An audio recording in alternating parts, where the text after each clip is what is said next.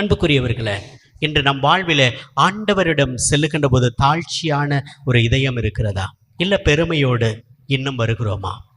புனித பெர்னதத் என்று ஒரு புனிதர் இருக்கிறார். அந்த புனிதர் 35 வயதில் இறந்து போனார்கள். 35 ஆண்டுகள் மட்டுமே இந்த உலகத்தில் வாழ்ந்து இறந்து போன ஒரு புனித பெர்னதத். அவங்க அந்த நோய் என்ன நோயால் பாதிக்கப்பட்டாங்க அப்படின்னா, காச நோயும் ஆஸ்துமா நோயும் அவருக்கு பாதிக்கப்பட்டது. இறந்து போனார்கள்.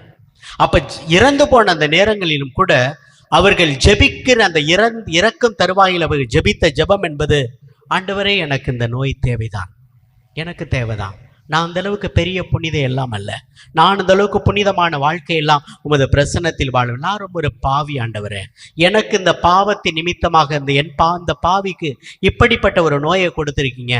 நீங்க 33 வயதுல இறந்துட்டீங்க, எனக்கு கூட்டி தானே கொடுத்துருக்கீங்க, உங்களை விட நான் 2 வயது கூட்டி தானே இந்த உலகத்துல வாழ்றேன், எனக்கு பிரச்சனை இல்லை ஆண்டவரே, இந்த 35 ஆண்டு காலம் எனக்கு கொடுத்ததை நினைத்து நான் மகிழ்ச்சி அடைகிறேன் என்று ஆண்டவர் பாதத்தில் தன்னை தாழ்த்தி ஒப்பு கொடுத்தார்கள் புனித பெர்னதத்.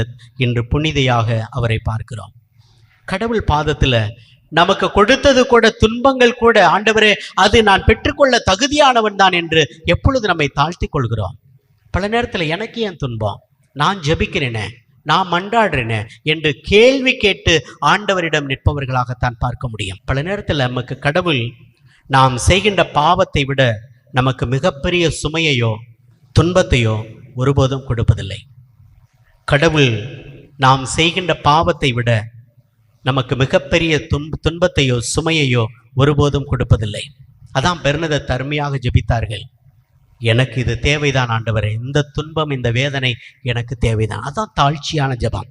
இந்த நல்ல கல்வனும் அதைத்தான் சொல்கிறார். ஆண்டவரே, இப்போது நான் படுகிற பாடு, இந்த வேதனை நான் செய்த குற்றத்திற்கு தான் தாழ்ச்சியோடு அர்ப்பணித்தான். அந்த ஜெபம் உடனடியாக கேட்கப்பட்டது. ஆண்டவர் சொன்னார், நீ இன்றே வான் வீட்டில் இருப்பாய். வான் வீட்டிற்கு செல்வதற்கு தகுதி உடையவனாக ஆண்டவரை பார்த்தார். கடவுளுடைய பிரசன்னத்தில் முழுமையாக தாழ்த்தி கொண்டார். ஆண்டவர் பாதத்தில் முழுமையாக தன்னை அர்ப்பணித்துக் கொண்டார். தாழ்ச்சியான ஜெபத்தை அர்ப்பணிக்கிற போது அது ஆண்டவர் பாதத்தில் சென்றடைகிறது என்பதுதான் உண்மை.